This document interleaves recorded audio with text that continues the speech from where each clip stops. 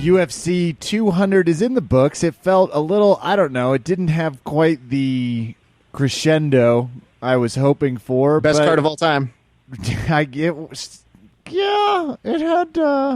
Anyway, proves it's easier to fight outside the cage. It's certainly easier when you don't have to face Cain Velasquez's spinning back kick or anything Nunez did.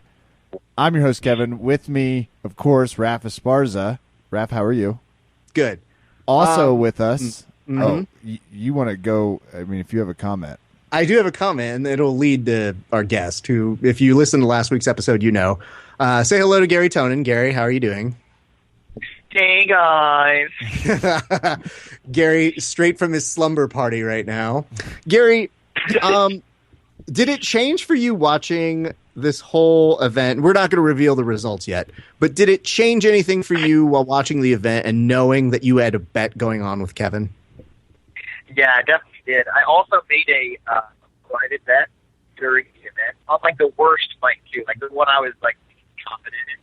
But some kid was, like, trying to bet money, and I was like, I mean, this is pretty boring. Let's, like, make it more exciting. And I bet, it was a really bad bet. You know, normally, like, human beings, when they're betting people, not in, in a private situation, they would just bet, I'll bet you $10, so-and-so is going to win. No, this dude was like a professional. He's like, well, the Vegas odds are 3-1, and so if you bet me $10, really you got to pay me 30. So anyway, this guy hustled his way into convincing me to bet against Brock Lesnar that Brock was going to lose, and I ended up having to pay that dude $30. It was pretty brutal. Well, so in addition to the bet that I have going on with Kevin, I have even more raised stakes. So the disappointment of that night was just at an all-time high. Well, Garry, you should promise your Metamoris winnings next time you're in a bet that you're unsure of winning. So that way, the zero sum that they end up winning will be quite impressive. That's a good point. Plus, you want to go lower numbers. So if it's only a $30 bet, that feels like a good Metamoris payday. Just like a good fucking Outback Steakhouse gift certificate would be amazing. Some people would be happy to have that, as opposed to what they got. Garry, this brings up an interesting point. Are you getting paid for Metamoris? Because every person in the world messaged us like we're the arbiters of this. Are you getting paid for this? The hell if I know. I just heard I get to fight Ralek Gracie, and quite frankly, if I don't get paid at all, it's still worth it. So long as he shows up and I get to kick his ass. No, this is, again, we have had this happen on our show before. Literally the day after AJ competed for Metamoris, he was like, you know what? It wasn't about that. It was about competing and the honor, but I will make sure to get paid. And I was like, have you gotten paid? He goes, I will make sure. And we saw how that went. So when you say things like... Well, I mean, it's definitely not about competing and the honor and all that. It's just about beating the shit out of Ralek. It's a little different. I'm not going in with noble intentions. There's no noble... I mean, I guess, I could be fighting for the people, quote unquote, but like I have very much personal vendetta against him. It's nice that it works out that the rest of the public has a vendetta against him as well, but I'm not going to pretend like I'm just fighting the people's battle here. This is for me. I couldn't believe how relaxed you looked in the video. I enjoyed the remix, and if you haven't seen Snap City yet, you need to go to Instagram right now. Just stop the podcast. Go watch. We should Snap probably City. just play it on the show, so y'all will get a nice preview of it shortly on the show. We'll take a nice commercial break so we can play the audio of it. But go on, Kevin. Garry, you look like you really are sweating this one out in training camp. You almost furrowed your brow one time. Listen, I had to raise the stakes for myself just so that I would take this seriously. Like, that's the whole butt tattoo thing, was just me being like, I'm worried that I might not take this training camp seriously, and I wouldn't want to do that. So let me just say that I'm going to get a tattoo on my ass if I lose. That'll give me some more motivation to train the way I should to be a professional for this fight. So do you get these videos a little bit ahead of time? Because Please. Let's No. the bottom of this, No. They don't run any of this shit by you at all. I wish they did. Because there was a choice statement that I mean, several of them, but there was one in particular, I think, where, you know, Ralek seemed to be laughing at the notion of two things. One, Garry, you've got a good heel hook and that's about it. But what's going to happen, too, when the heel hook doesn't work, cue maniacal laugh. Anyway. Have you thought about that? A little weird. Are you worried about? I was a little weird. It makes it seem like I'm pretty confident that he got my end of the interview, like he got to see, and like got to plan his responses off that. But maybe they just edited it well. I don't know. Don't know. Could have fooled us because that hot rhyme he was spitting at the end, pure fire. Seemed to combat my Snap City bit, I suppose. I mean, let's put it this way. That's not how I took it. I was like, oh, Alex lost his mind. Okay, I get it. That's where the fight came from. Garry looks shockingly confident, and Ralek slowly looks as though he's got, like, the Joker's haircut now. I mean, what's next? Like, he's slipping. Let's say that some people have compared him. I believe it's our good friend Todd Schaefer has compared him to Bert or Ernie, one of the two, with the hair, or Beaker, if you would. Oh, yeah. And it was, I mean... Yeah. Toddy was 100% on hot fire on that. But yeah, that was spot on. That was because I think that Ralek thinks that he looks like I didn't post that on my Instagram. I got to do that later. Oh, 100%. You need to put that up. Todd Schaefer of course, the Jiu-Jitsu Times, does excellent work. One of our good friends. Hosts a podcast with Tom DeBlas. I haven't heard of it. Haven't heard of it. Don't listen to it. Wouldn't do it if I could. Wow. What does Tom DeBlas know that we know? I just hope that 40 minutes of that show... He's a really good guy. Just don't listen to any of the shit he says. Horrible. No, I just hope that... Wow. That's a soundbite, and I don't want to be anywhere near that, so I'm going to put 10 seconds of dead air next to that part. I just hope that Tom DeBlas becomes the Jiu-Jitsu Oprah and... like hosts people, and then instead of like giving people hugs like Oprah would, he just kind of like roughs them up a little bit, but like then like has a really informative and inspirational talk with them after. It's like, you know, you fucked up, but I took your arm, Travis Newaza. So I think you feel okay now. But hey, you can do you even better. Nice. He would be good on a couples counseling type of video. It's like, Absolutely. Get on the mats. We'll see who gives a shit about the dishes more. And just real talk with Tom DeBlas while these two people are vomiting from training really hard. Ooh. So if we were to give a little bit of, I guess, background is, so, yeah, you know, the video comes out, and I see it on Garry's account, and I see the snippet where Garry's introducing the concept of Snap City. And then I heard Ralek do a rhyme. Now, here's my thought process. When I heard Snap City, I said, well, that's a remix waiting to happen, but I'm not going to do it. And then I heard Ralek do his rhyme scheme, and I said, oh, for the good of the jiu-jitsu community, I will put together a remix. I will lay track to this. I will lay track to these hot fire spit bars. Garry, what was your response when you heard the rap? Because the thing I told you was, I was like, how dare you do this? And Gary's like, I didn't do anything. Snap City's mine, and I'm proud of it. And I said, that's great, but you inspired the rap. Therefore, you are like the guy who inspired G and a Gi. Yeah. Yeah, all right. So I'm kind of with Kev on this one, first of all, that I don't really believe that he heard me say the Snap City thing before he did the rap. I want to believe that he's just a full-blown lunatic and decided that that was the way he should end his promo. But, you know, I suppose you could be right. And regardless, you know, I did inspire this match, so I guess it's my fault no matter what. It's nice that you're taking responsibility like a man, though. God. Just props. Yeah. I know.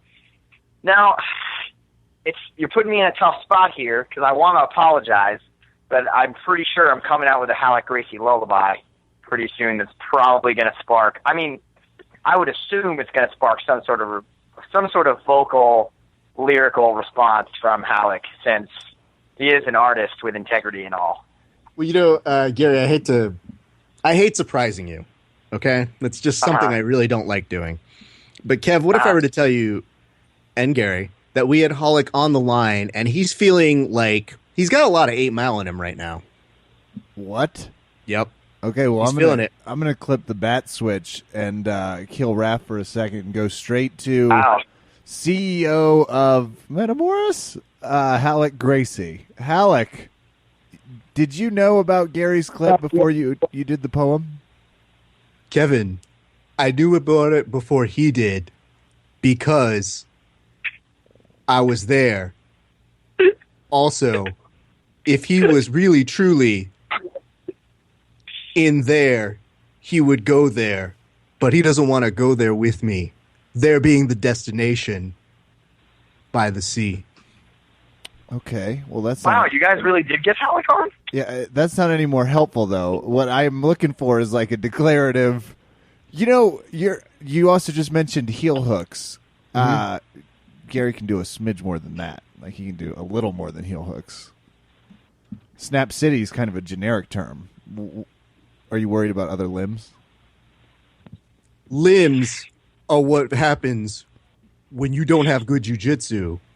Something rhymes with jujitsu. Also, have you seen my ninjutsu? Period. That's actually helpful because it's really hard to tell when you're done in audio form. Slow clap. Gary, do you have a rebuttal, or you want to save all of your lyrical stylings? My rebuttal is this.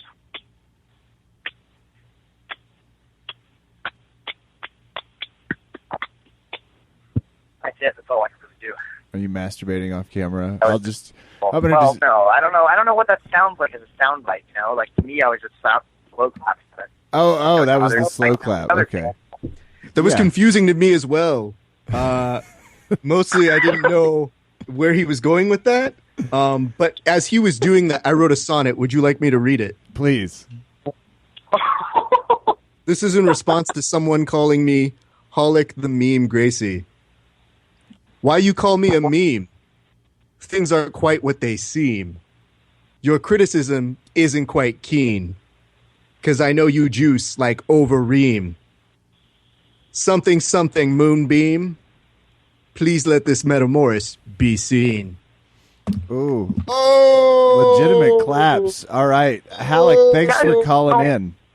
Listening to Ralek spit all these rhymes, I'm drawing some parallels to Ralek Gracie and Zoolander.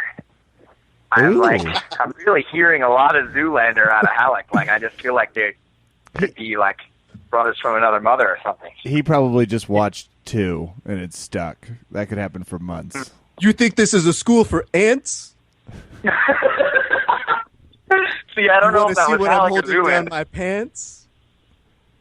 He's got we should do quotes. We should do quotes from you both. You think you could tap me? You can't. That's actually. we should do quotes from both Zoolander and Ralek and who have said people guess like who said it. Yeah. Wait, did you hear the part when I said you can't? Like, you think you can tap me? You can't. It's like, you should be recognizing this hot fire shit. We are. Ladies and gentlemen, Ralek Gracie, thank you from Metamoris. Hey, Gary. You better respect the tap. Because I won't be going to a snitty called Snap. Wow. You think Ralek? I wish I could rhyme like you, Ralek. You think he kisses strippers with that? We all do. Goodbye, everybody. I have a show to go run, and athletes do not pay. Okay, goodbye. Ralek Gracie.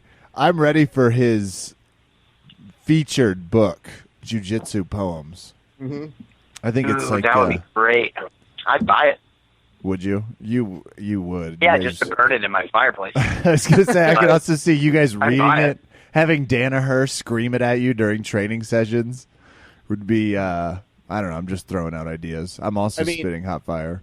Yes, Kev, let's let only one person spit hot fire on this thing. Per time, yeah. I would like to point out, though, I just went to the Metamoris 7 preview video, the one that sparked it all. And on there's definitely interviews with me and Garry and me and Hickson has the suggested videos to watch. So I think that's hilarious. Thanks for the extra plug, you guys. Awesome. Somebody, Garry, I want to read you a couple of these. We're going to get to the UFC 200 card in just a second, but I need Gary's response to a couple of these trolls. Are you ready for them, Garry? Am I ready? I mean, you have to be. Anybody ever really ready for anything related to Ralek Gracie? Internet trolls either. Okay, here we go. This one says, was rooting for Ralek until the rap at the end. So they had some Garry. That's what turned them off. They were with him, like they were holding his flag, and then they heard that, and they were like, "No way, I can't support this guy." Yep, absolutely. That was the turning point. Another person put, "Well, at least a sensible human being." I like that. Based on the video, though, they're like weighing it out and going, let's see who I'm going to go for here. All right. And then just up until the end, they were like, "Oh yeah, I'm going with that lunatic with the mohawk." And then he laid down the beat, and and they just couldn't hang. All right, Garry. Here's another one. I think this is very important. Kev, you may need to weigh in on this one. I can't decide whose mustache looks the gayest. Wow.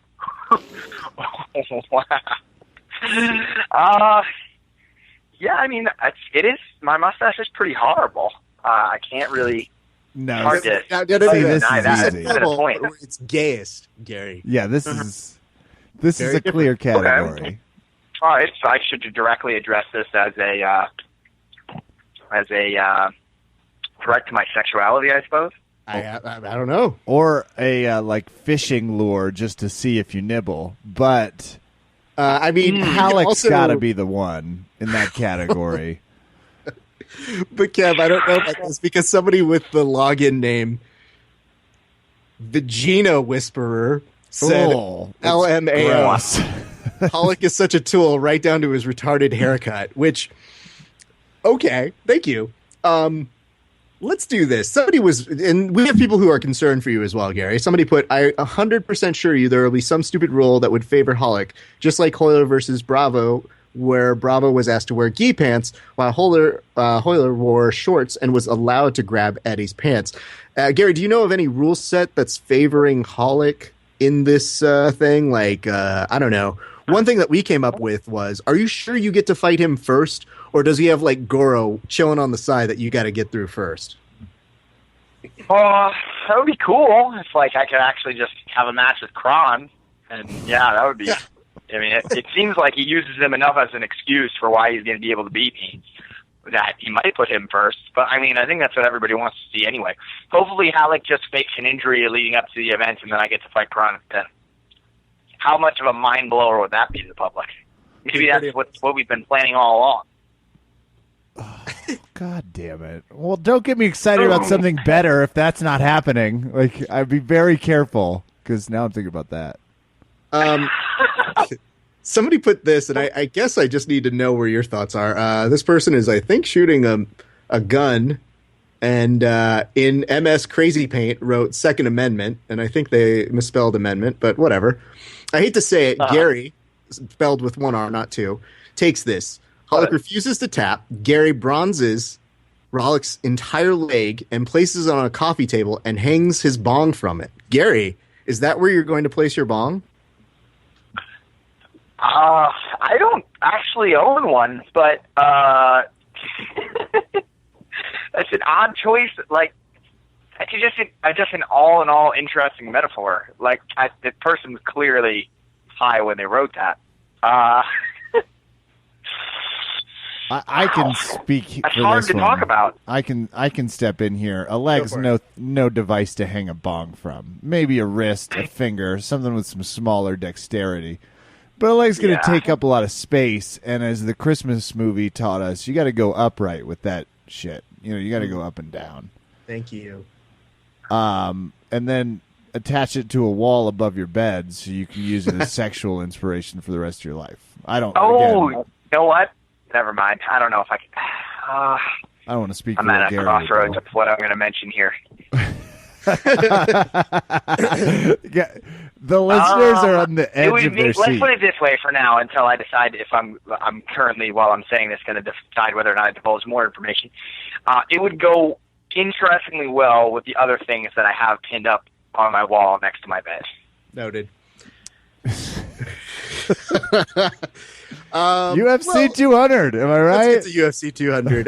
The one thing I do want to say before we go to UFC 200 on this last part is there is, I mean, in any good YouTube discussion, a plethora of journeys that get taken on here.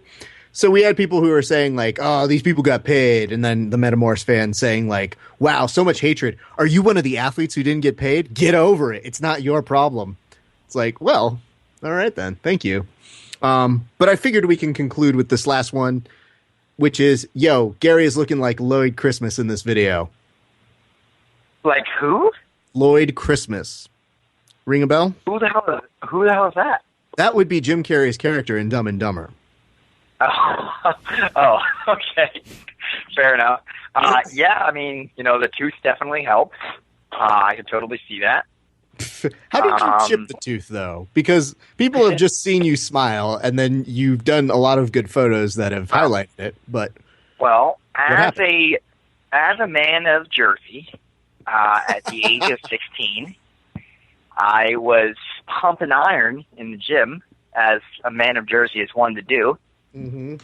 And I was doing some tricep extensions, and I may or may not have let the equipment hit me directly in the mouth and chip my tooth. That sucks. I headbutted a statue in Vegas once. I had it fixed. Lost a little piece of the left tooth. That statue was one tough SOB. How did you... No, hold on. Time out. We can't even go any further. How did Kevin... Yeah. How did you do that? Alcohol. Okay. And combination alcohol, young male hormones. I don't think I meant to hit the statue. I meant to joke about it. Well, it was funny. Those are always the best ones. Yeah, I achieved the laugh. Don't worry. Everybody found it to be very pleasing.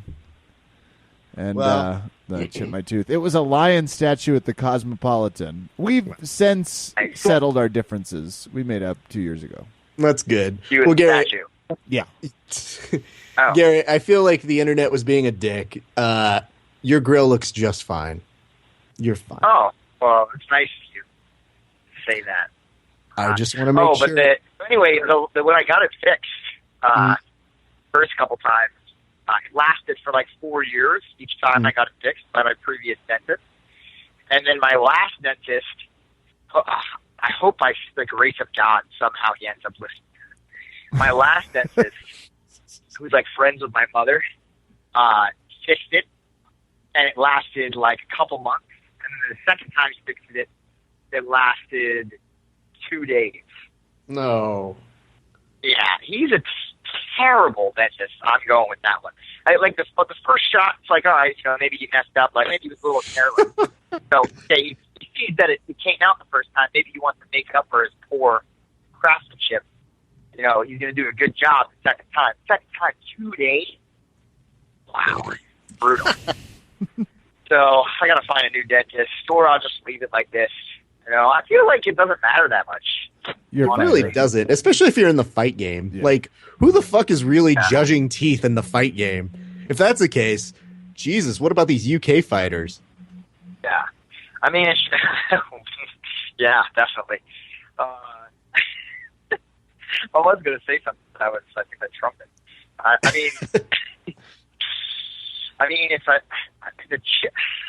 First of all, the chick's chasing a jiu-jitsu guy already who's just like, women have to know that we just make almost no money and live in a gym all day. And that's what we choose to spend our time doing. If they're crazy enough to do that already, I guess the chip tooth really doesn't hold any weight. Or if the girl's sitting back there and going, ooh, I totally would, but that chip tooth, Yeah, like that's going to be the deciding factor. He's completely unknown, unsuccessful in any way, shape, or form, and will in no way be able to help father a child and or support me in any way financially. Yeah. Well, there goes that Crest endorsement deal that you had, Gary. But hey, one day. I don't know. I mean, that's what I try to convince my sister to make sure that that's what she cares about. I'm just like, listen, like, any of these dudes can end up knocking you up. It's just like, please, for the love of God, pick one that's like semi-successful. Like, please just ask them if they have a job. Meanwhile, our last boyfriend had no job and just golfed all day.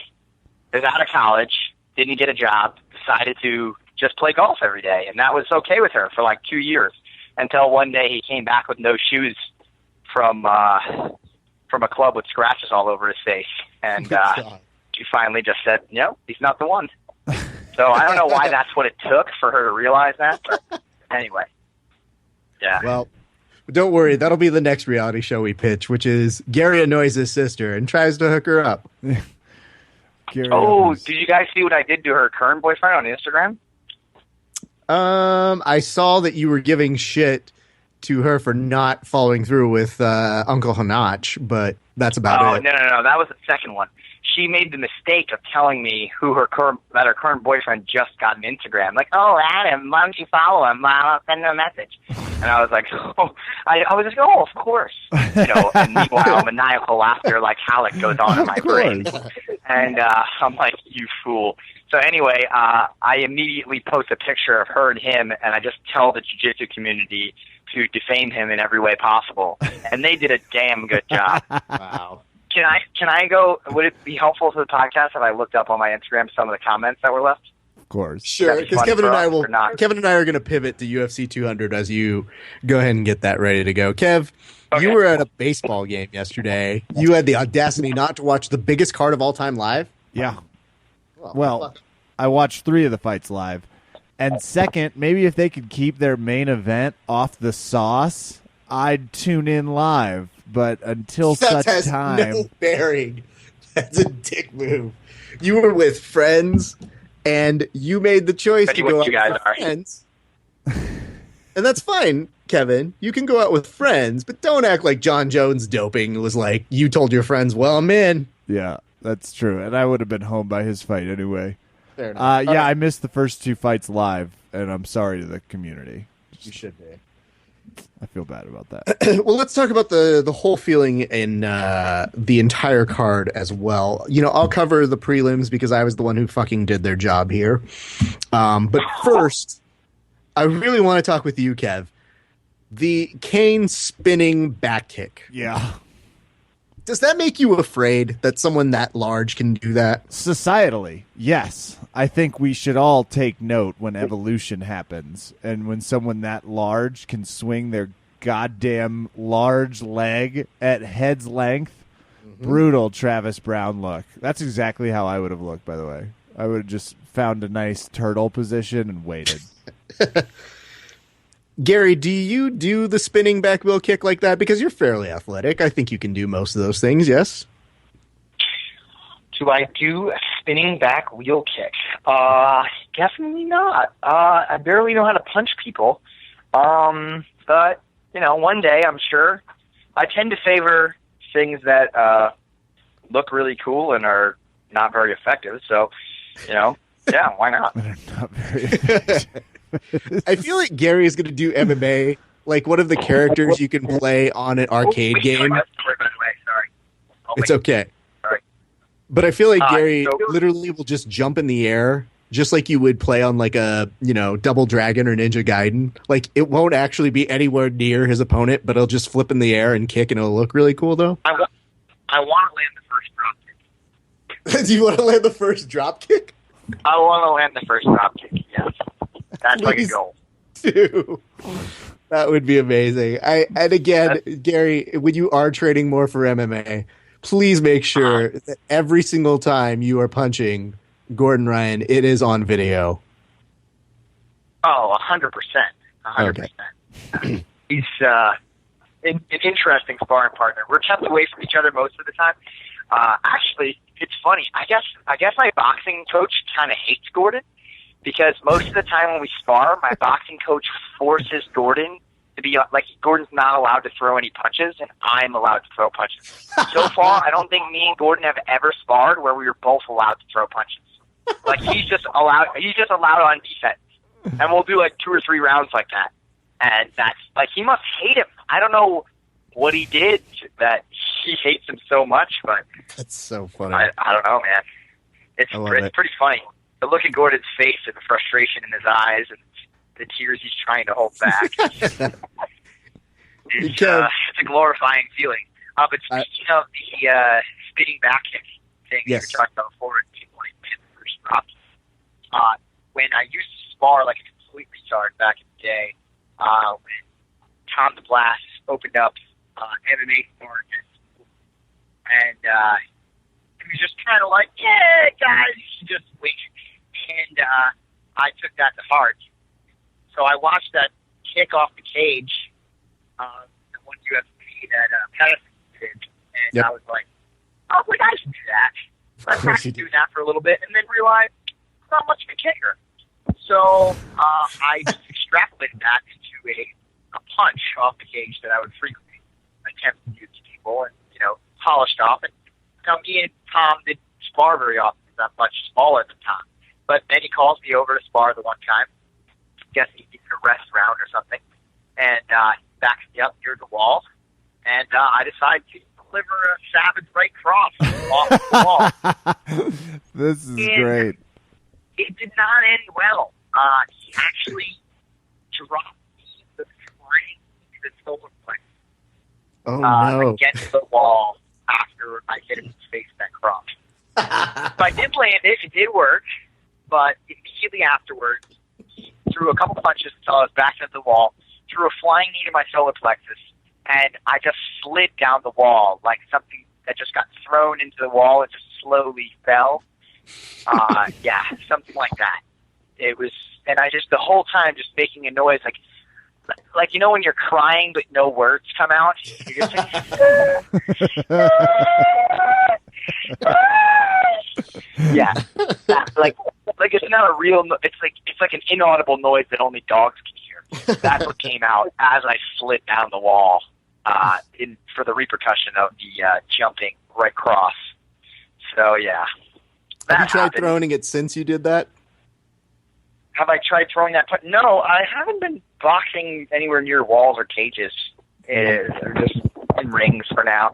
And also, I think my boxing coach would probably stab me if I did that. Mostly because he definitely wouldn't appreciate that for sure. Fair enough. Yelled at a lot for stupid things. Well, I'm glad that you won't be taking the Cain Velasquez challenge, because all I know is that looked very surprising. Later on in the telecast, Daniel Cormier was on the microphone and said, he's like, yeah, I get caught with that very often. Like, he throws that and he's been adding that to his repertoire. So kudos to Cain for showing us a little something new. It looked like he had a little fire in him. He's good. He looks set again. He looks ready. Yeah. Title contender? Possibly, but I think it's going to come more into play just in a few minutes when we get around to talking about somebody else who had a nice performance that night. But let's take a moment to talk about the sadness that was Frankie Edgar and coming up a little bit short against Jose Aldo, despite a fairly good performance, I think, by most other people's accounts. What's the homer in you say about this, Gary? How do you feel when you watch Frankie fight? Because it's always, I think he currently wins most fights for, I think Frankie could have won that fight category. Yeah, absolutely. I mean, I think it was a pretty decisive loss for sure. Yeah. But what were you asking specifically about it? Well, I'm just like, how do I feel watching one that was like not a toss-up or a definite win? Yeah, especially with Frankie, because he's always close, and he still doesn't get knocked out here. He loses the fight, but doesn't get knocked out.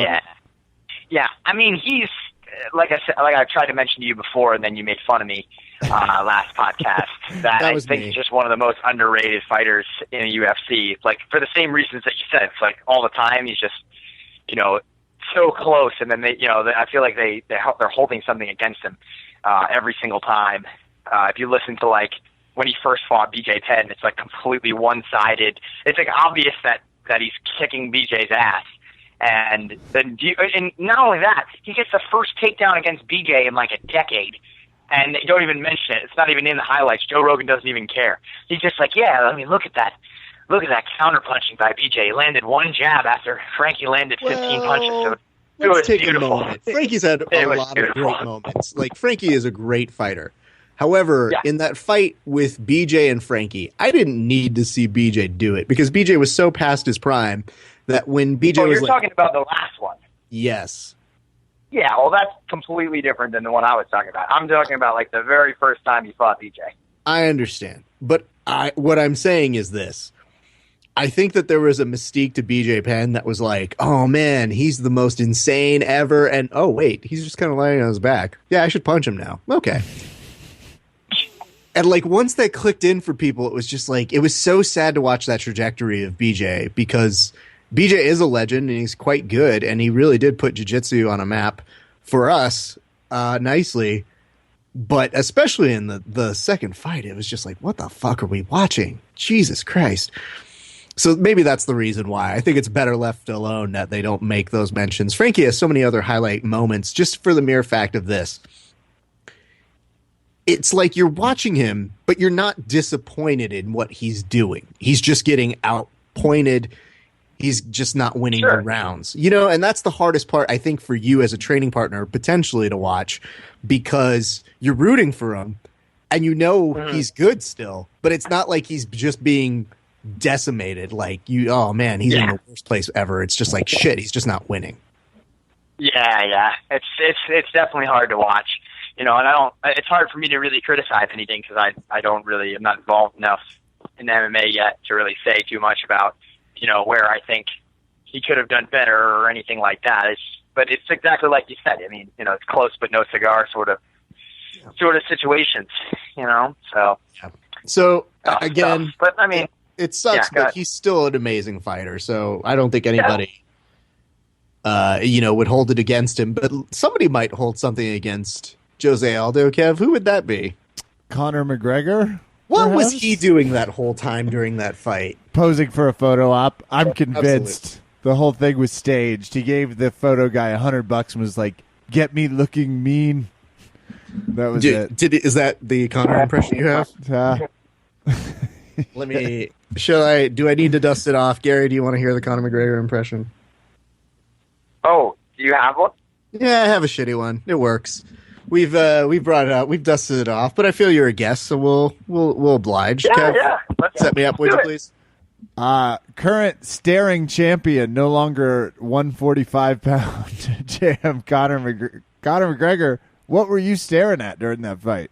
Kevin, I don't give a fuck about your money or you telling that guy that I was doing it, but I'll tell you one thing. Jose Aldo. Yeah? Was that it? That's all you paid me to say. Goodbye. Thank you. Wow. Former 145-pound champ, Conor McGregor. Here's the thing that you need to know about Conor McGregor. He just literally is crazy. And that photo that we're talking about is him standing just directly up, looking at Jose Aldo directly, as if to send some sort of weird message of, hey, buddy, I'm looking at you and I'm going to murder you the next time again. And to intimidate him while he's in his fight with Frankie Edgar. However, what it really looks like Conor McGregor is a vampire. If you look at that photo. And, I mean, it was the highlight. Like, here you have a match of two people who are very talented that gets totally sidetracked by anybody's discussion of it by Conor McGregor standing up and somebody getting a photo of it. That's incredible. Gary, are you excited to see a rematch between Conor and Jose Aldo? Not particularly. Okay. And why? Because I have questions. I have questions based off of why you're not excited. Okay, well, I'd say I'm not particularly excited because, well, a plus and minus game. A past arch nemesis of mine has currently been involved in his training camp. So for jiu-jitsu, a Dylan Dennis, and hold on, let me track that. Interesting. Back. What's that? He was a past adversary of your arch nemesis. Adversary? Okay. Yeah. Okay. I suppose arch nemesis might not be the right word. Nemesis. I was about to say, did he really reach arch levels? It's like, did you guys keep it a secret? Because he's still arch is too much. Arch is too much. That's trapped you in an underground layer and you had to break free? Yeah, no, it's more like, there's more. Okay. For sure. Is it because he's the best grappler in New York? Is it because he's the best grappler in New York? Are you saying that like it's a statement, or I was saying just that trying like to. A question? I was mostly just trying to rattle you. I don't even know why. Yeah, well, it worked. I mean, I say pass because I beat him, but anyway, interesting because he's been training with him, so it makes it an interesting fight for me to see. Because I mean, in my head, I'm sure Jose Aldo just wants to beat the shit out of Conor, but if he was smart, he'd probably try to use jiu-jitsu, because, he's not 100% terrible at jiu-jitsu either. So if he was smart, he'd probably try to take Conor down and see what happens there. So that would be interesting to see if my friend Dylan had made any progress. So it could make it interesting. I might be excited to see that fight. But if it stayed on the feet, I wouldn't be that excited because I'm pretty confident Conor would beat him.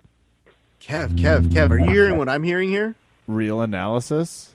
Real analysis from Gary, which is scary. But yeah, I got terrified. Sorry, guys. Sorry. It's okay. My bad. The thing I'm hearing, though, is, Gary, are you possibly putting out an invitation to Jose Aldo to come train with you so that you could beat your nemesis at his I wasn't.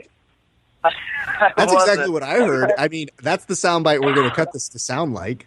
That's all the internet's going to hear. Yep. Sorry. Yeah, I wasn't. I doubt that would ever happen since, we're kind of part of Frankie's camp. But that's old news. You guys are fine now. Everybody. But that would be cool as hell, though. I would love to. That would be an awesome experiment if we could take. I would love to do this. So long as it doesn't, cross any boundaries or conflict with teams or anything like that.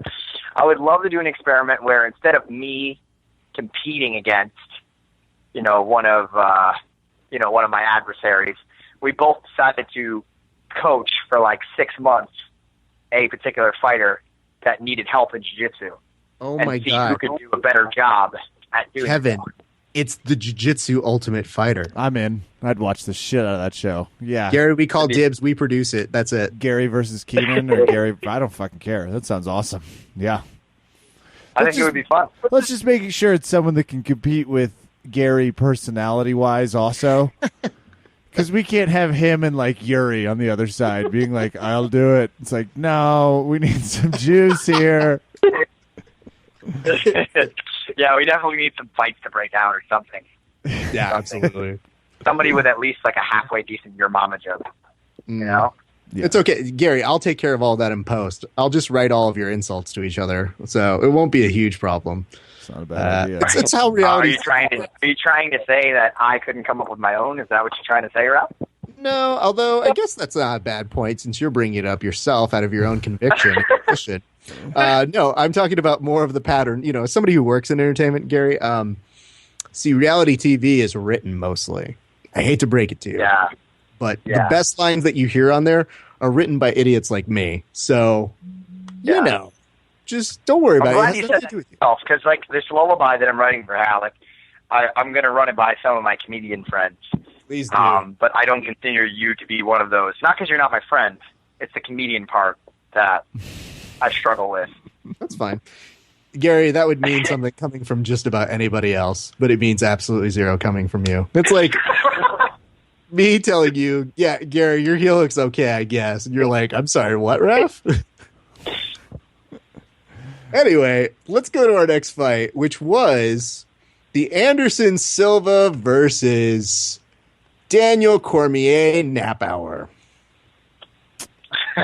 Do you guys think Cormier took it easy on him? I thought I was impressed by Silva, but I just saw a lot of people immediately influencing my opinion after. They were like, oh, it looked like Cormier wasn't trying to bust him up. And it's like, I don't know if that's his game, but I was genuinely impressed Silva survived. That was my hot take. Garry? I haven't watched Cormier fight as much as I would like to be able to make an assessment, but I just think that like his grapple boxing, like his ability to do damage while on the ground appeared to be lacking, whether it was intentional or not. Like somebody like Cain Velasquez knows how to do damage after he takes somebody down, which is an ability that not all fighters have. Some, for instance, like a Damian Maia, dangerous submissions and excellent control, but a lot of people believe his fights are boring and they're unimpressed and things because he's unable to do actual damage unless he gets to a submission or something like that. That's the shitty thing about submissions. If it's not 100% there, you don't do any real damage. Yeah. So that's kind of the impression that I got from it. As to what I don't know if it was intentional or not because I haven't seen his other fights. Like I don't know what his abilities are on the ground. I only really saw him versus like John Jones the first time. So he is quite an intense grappler. So, and that is all wrestling for him. Like his submissions that he's gotten off have been kind of okay, that's cool. That person's not exactly a submission expert, so it's not like anything that you've ever been truly astounded by. But his wrestling is so world class. It is so good. And so I think what Kevin's alluding to is the fact that we didn't see necessarily world class wrestling. We saw a takedown here and there that worked pretty easy, and then just kind of a smothering. And I think that's where people got a little bit angry at DC because, and to answer Kevin's question, I think he was taking it easy on him, but only for his own benefit, because he knew if he gave Anderson Silva a chance to remotely get up, he would have the ability to potentially just get, one punch knocked out. So I think he was mostly assuring the fact that Anderson couldn't be up and do what he does best. So he was fine just taking Anderson in that whole grappling sort of sense. And I have to give Anderson credit because he was trying to make the space. He was trying to get out of there, and he was, he seemed comfortable in his guard, but the only difference is, I know, Garry, let's put it this way. I'm giving him this much credit because all I could think about was, all right, that sounds good. All right, jiu-jitsu is supposed to help you with the big man. But did they say that big man's Daniel Cormier? Because it's a big rock to move that doesn't really want to go anywhere and really just is content just staying on top of you. Yeah, I mean, I agree. It's definitely probably not easy to move him. But Anderson Silva seems to be employing a strategy that we at our academy refer to as a Michi guard, which was to hold, there's a whole backstory behind that, but which is to hold his opponent in a lockdown position, but not try to make any use out of the actual move, just hold the person's leg. I agree with you, but I don't, because if you would say that he's trying to get up, that is probably the least beneficial thing you could possibly do to try to get up. Sure.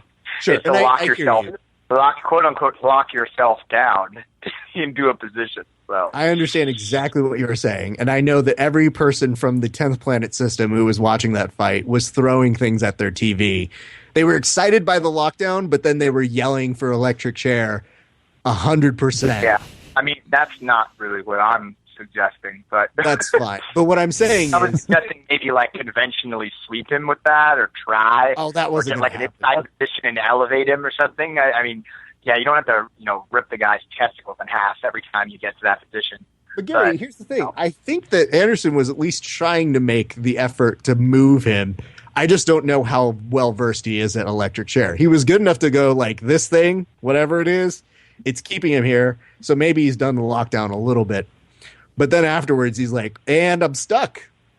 So we're just going to stay here for a while. So this works. This is good. That was part him.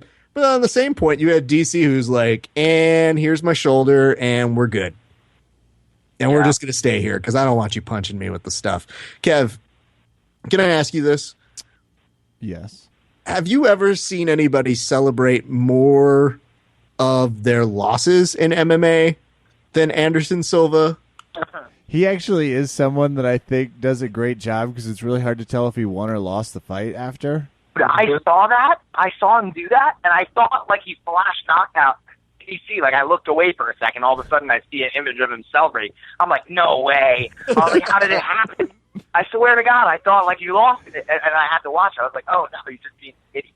I actually think this is kind of a problem. He was used to winning so frequently when the fight was over that it's learned behavior. He throws his hands up. He's like, there's another one, right? His teammates are like, no.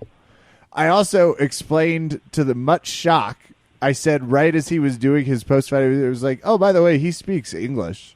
Yeah. They were like, what do you mean? It was like, he speaks pretty good English. And then he did rap. He spoke perfect English in the last thing. He's like, oh, I just want to say thank you to everybody for all the support. It's been great. Yeah. That's always been incredible to us. It's always been a wonder as to why he ever uses a translator, because he understands and speaks English like better than some people that actually speak English as first language. And me living in Monroe Township, New Jersey, I know that. Yeah, for better than most. And I don't mind him speaking Portuguese, but what is the translator for? Like, just say it in Portuguese. Dude, guys. This is totally important. Okay, jiu-jitsu relevant, not MMA relevant.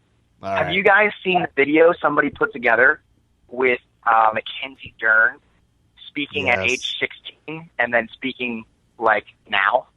Yep. No. It's incredible. What is that? Gary, tell us what happens in that video. Okay, so cut to Mackenzie Dern at age 16, I'm assuming in her father's academy or somebody else's, doesn't matter. She's speaking what appears to be perfect English with no accent whatsoever. No, not even like nothing that would make you believe that she's anything but like a white girl from California. Okay. But from anybody who didn't know her name, you would just assume she's any average 16-year-old girl in America.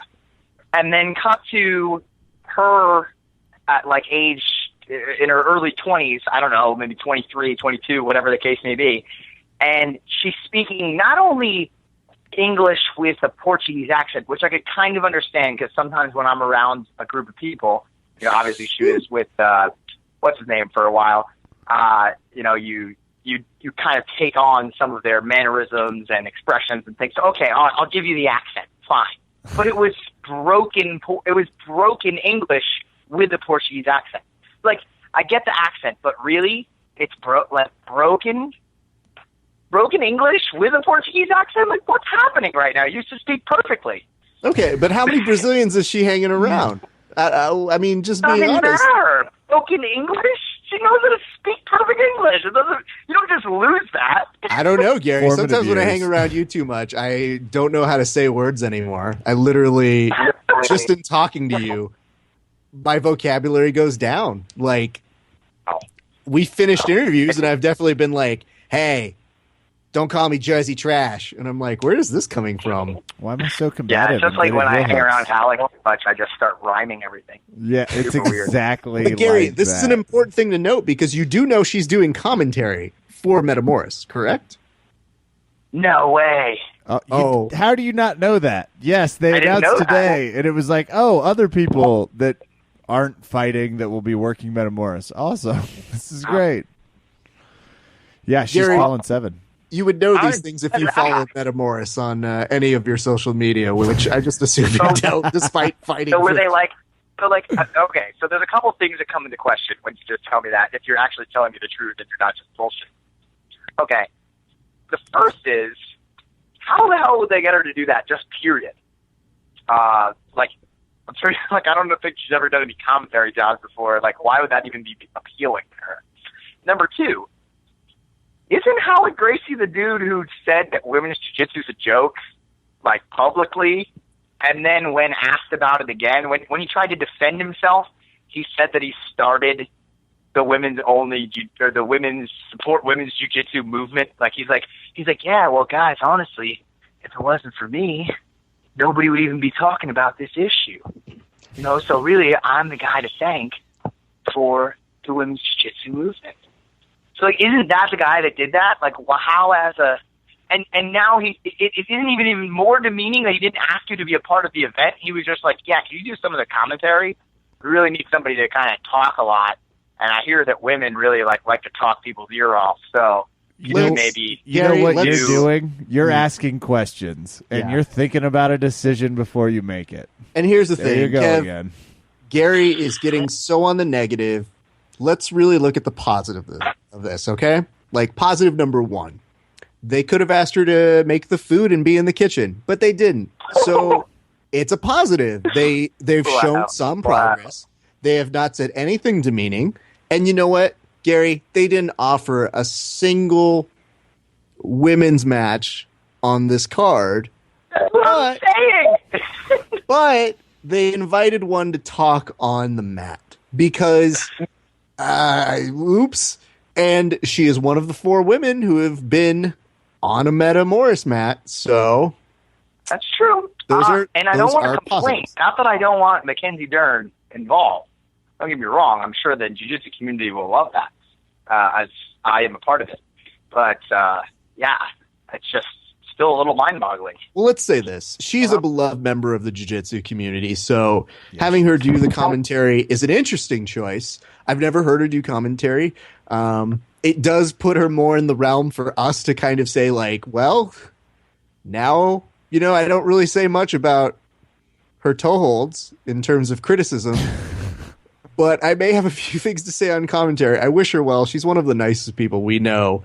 She commentates exactly like AJ. I hope not. I hope it's exactly like that, but with broken English and a Portuguese accent. Needs to be quieter, probably. But, I mean, Gary, I'm glad we were able to break that news to you. But, yes, we wish Mackenzie well. I wonder who she'll be commentating with. I wonder if it'll be Jeff Glover. But, yes, if I were you, Gary, I would 100% say that's in response to them saying they don't involve women. So, I don't know. Yeah. It just sucks that they didn't find another space on the card that didn't exist until about a week ago. So, have they learned? I don't know. Obviously, they have. They've really... Whatever. Maybe they have some prelims that we don't know about. Who knows, Gary? Yeah, maybe she'll be a secret match, Along with the secret match, it's going to be me and Crime Gracie. Yeah, and Jeff Glover, all 3 of you. He's just going to throw you in there and turn a hose on you and be like, I guess first one to die loses. Right, go. Wow. Yeah. It's good television. I know we joked about it. I like your chances if you're wet. Yep, all right. Is there wet t-shirts involved? Sorry. Wrong text. They're absolutely rash guards. This is where the conversation pivots back to Anderson Silva. I'll say this. Really? Yeah, I was like, aren't we past that, too? Yeah. Okay, let's go back. This is the reason why I bring this up, because this seemed to bring up a couple things, Kev.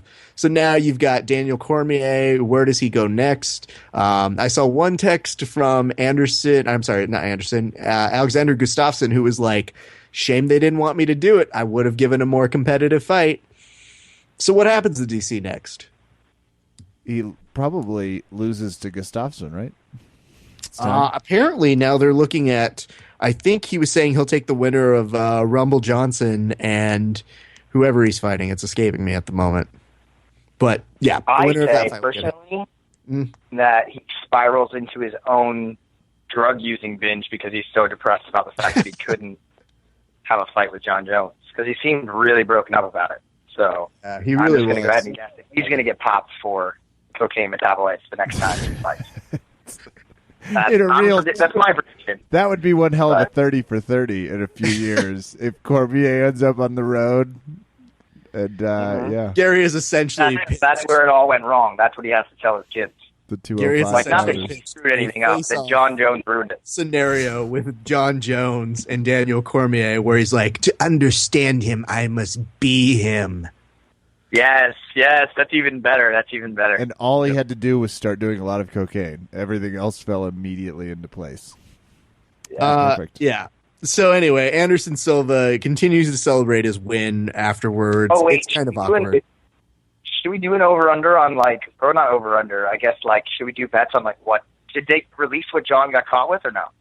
No, they have not. And you know what's interesting about that? They said that the B sample, so we had an A sample. And just to fill you guys in, if you were listening to last week's show on Over Under, we definitely did predict who would win between Jon Jones and Daniel Cormier. Yeah. And then we gave Kevin and Garry the opportunity to say who they thought would win. But I told them, I'm like, you don't need to pick because we have enough where if you pick, you might get tied. You have a possibility to get tied. But if you don't pick, it's an odd number, so somebody has to win. And both of them picked. I was like, I can't believe you don't take the clue I'm giving you, which is if you just leave things alone. And both of them wanted to pick, and they both picked Daniel Cormier, which means they had very little faith in Anderson Silva, and they were right to. So congratulations to both of you for getting it right. Despite his victory dance at the end. DC is a nightmare opponent for Anderson Silva. That's the kind of person that you'd have the most trouble with. I mean, that's like essentially it's like what Weidman was for him. It's like Weidman all over again. Yeah, it's like Weidman with 20 pounds more. Yeah, and a good cut. Yeah, I think Weidman's more dangerous than DC. But so now that we've talked about this, let's get to the one that really seemed to matter to the UFC. Because they were like, it's not going to be Miesha Tate. We'll put her there, but we really care about how this Brock Lesnar thing goes. And this was, I think, the crescendo of me saying, well, this card ended up being underwhelming. Because the biggest factor this had going on was, how is Brock Lesnar going to do? And then if you're just thinking it out, you're realizing, oh, I guess he's going to use his wrestling to try and take Mark Hunt down. And that was about it. So we found out, he could take a couple knocks. But, Kev, were you impressed by this performance? Well, I'll tell you whose jiu-jitsu really deserves a gold star. That's Mark Hunt's. That guy really, he knows how to leverage his legs so that they stay flat and his shoulders stay flat. And there's no chance he'll move away from that position. I think that was the MVP of this particular fight. Garry, as somebody who's arguably better at jiu-jitsu than Kevin, what do you have to say in response to that? Arguably? I don't know. I'm not so sure. Yeah. I mean, you know what? It was for me because I remember, I'm pretty sure I predicted Mark Hunt to win. Yes? Yes. Yeah, on 2 accounts. Now that I told you guys that I actually placed a bet on it as well, unfortunately. But anyway, yeah. I kind of forget every time we talk about Brock Lesnar that he actually had some sort of wrestling at some point. I did too. Every time we talk about him, so I was just like, oh yeah, of course not. That's just the clown show thing. Yeah. And then like after the first takedown, I was like, oh, that's right. I remember watching an NCAA wrestling match where this giant guy took people down for a living. That was his job every day for years. Oh yeah, never mind. And not to mention that Mark Hunt constantly talks about how he doesn't respect grappling. So yeah, I should have seen that one coming. Don't know how. And this just goes to show my inexperience with MMA. Mark Hunt never has to say another word about his apathy towards grappling. We saw it. We all witnessed it front display because it was like, is he going to move? No, all set.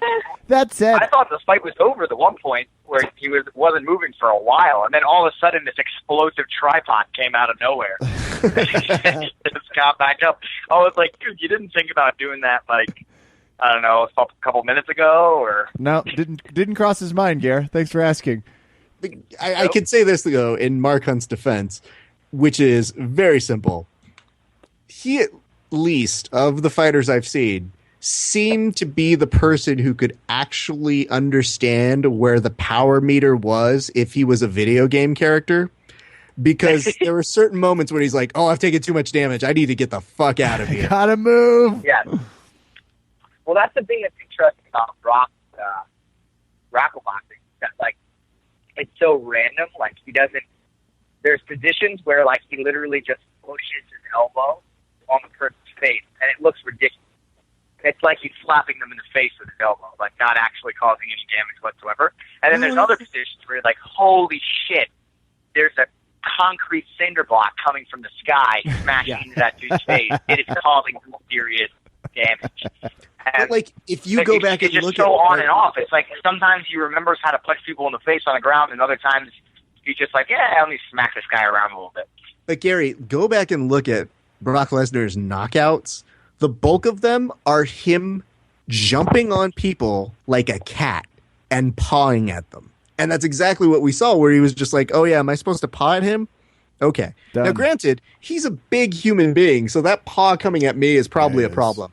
But if you're Mark Hunt and you have a head that's essentially brick, for the most part, it's not exactly making the world's most damage. So, anyway, I want to bring something up, Kevin, and I want to get your response, because they brought this up a little bit later. I think it was Michael Bisping, of all people, who knows a thing or two about being booed. I think he was talking about the fact that Daniel Cormier lay and prayed on basically Anderson Silva for a fight. Boo. Brock Lesnar gets on top of Mark Hunt and they go, yay? Okay. Yeah, I guess. Okay. Yeah, well, and they shouldn't have booed. Like, what is it with that? Cormier, it's like he just took this fight. His dreams and his heart is crushed. He shed some tears. Also, he's emotionally unavailable. His pay cut happened. That was a very real thing. He made less money. He was standing to make, I think, $1 million for this fight against John Jones. But once John Jones was out of the equation, he was down to $500,000. Well, that also really? That sucks. Bro, that's insane. Yep. That's crushing. That's so screwed up, man. They forced the guy to take a last-minute fight, and they pick on him at the same time? Yep. Wow, what a big middle finger. And that's before we know of any of the cuts. There's a story that basically said that around Christmas, or not even Christmas, Daniel Cormier was saying like, yo, Brock, UFC 200 looking pretty good, right? We could use those pay-per-view buys, which leads me to believe that Daniel Cormier probably has a percentage of it. So there was a joke that was going around that basically had Daniel Cormier saying, once Brock Lesnar came on, it felt like Christmas to him because he's going to make more money off of this thing. And then, lo and behold, drugs. Yep. John Jones going to John Jones. What can you say? But frankly, I was impressed Lesnar was in shape. I thought there was a real shot Mark Hunt knocked him out 3 minutes in. And then, like Gary said, I was like, oh, fuck. It's right. He was a college wrestler. Okay, he's got pedigree. And then turns out he did. I was impressed. He looked in shape. You did. Does he look like he's going to come back, Gary? You think because he's got to do SummerSlam, and he's got a heavy opponent in Randy Orton. Did they withhold steroid testing again? Like, did they make him not do a steroid test? It depends on who you're asking, because apparently, since he was retired, people were saying that he didn't get drug tested at all, but he did, apparently. It just depends on who you ask. I would love to hear that question. Well, I mean, if he got drug tested the night of, only an idiot would fail that drug test. But we're talking about like a rando drug test leading up to the event. Yeah, I don't know, because he was only announced. I'm pretty sure somebody told me that he was exempt from that. He was kind of exempt, except there are reports that say he's been drug tested 4 times since. But when did those 4 times happen? Like, okay. Probably all post-announcement, if I had a hunch. All right. I'm going to go with he was. I'm going to go with he wasn't drug tested at all. If he was, it was just the night of the event, and that was it, which only a complete idiot would fail. I mean, well, we keep can in mind, personally say that they're not doing this just to keep the fight going because they lost Jones. So they're obviously not in the business of making it work. Mm-hmm. I mean, it was even funnier when you realized that Anderson Silva, he was going to get drug tested, because the people were saying, they're like, well, he passed his physicals. A physical isn't a drug test, children. So it's not quite the same. But when they said that, he might still fail his drug test. I think there's still a good chance of that. But that's what I was expecting. And we put out a meme, and we had a number of people have some interesting responses to that one as well. People who were like, what? He got popped for a boner pill, and how dare you guys? And he got popped? No, he didn't. That was his excuse. Exactly. It's normal. It's like all the NBA players that took Adderall. No, my friend, he gave me some bad Viagra that was also spiked with massive amounts of testosterone, and I took that pill for months. Let's put it this way, Gary, just to give you the type of folk that we got on our Instagram, because we put up a post and it basically said, when you realize that USADA won't be able to get Anderson Silva's pre-fight drug tests done in time before UFC 200. It did fairly well for us. And it prompted a bunch of people who do not follow us to leave their thoughts. One of which was, do you know that testosterone helps the healing process of injuries? Silva broke his leg in the middle at the age of 39. Do you think it's possible to get back to fight after 1 year? So dumb fucking post. Your mother should be ashamed of your hoe ass. Wow. Yeah. I mean, weren't you insinuating he was using steroids? So isn't this guy kind of agreeing with you, but he's like too retarded to realize it? I think he's struggling to figure out what his point is. And yeah, it sounds kind of conflicted. Like he's calling you an idiot for assuming that he's basically giving a reason why he would be on steroids, and then telling you guys that you're stupid for suggesting he's on steroids. I'm kind of confused. Yeah. Although there's another person that said same thing is happening with Lesnar. You know, he's juiced to the gills, yet no testing for him. Yeah. Does he have gills? Because that he should use that as an exemption. I would hope so. I think it helps him breathe underwater. I don't know what that helps here. Have you seen the lat muscles? I'm pretty sure those are gills. That qualifies. However, there was a Brock fan who basically said Brock has been tested countless times. The only thing he was exempt from was the testing when he came back from retirement, which is 4 straight months prior to fighting. How about we read a little before jumping to conclusions? It's not a difficult thing.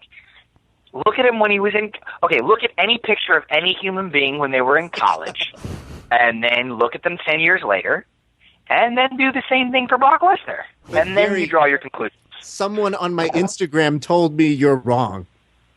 Therefore, interesting. I think you are wrong based off of this criteria, Gary. That's fair. The internet does not lie. I think you know that to be true. Will we see Brock Lesnar again in the UFC?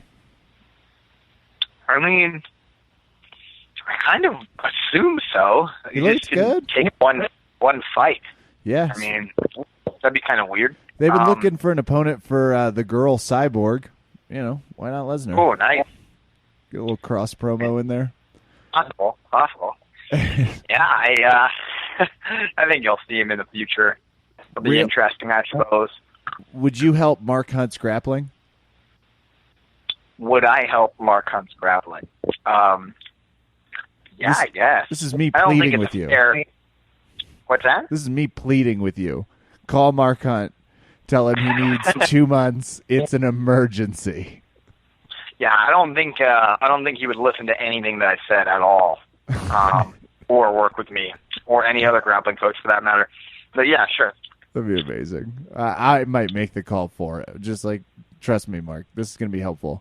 I'm looking forward. Junior Dos Santos didn't waste any time. He called Lesnar out immediately.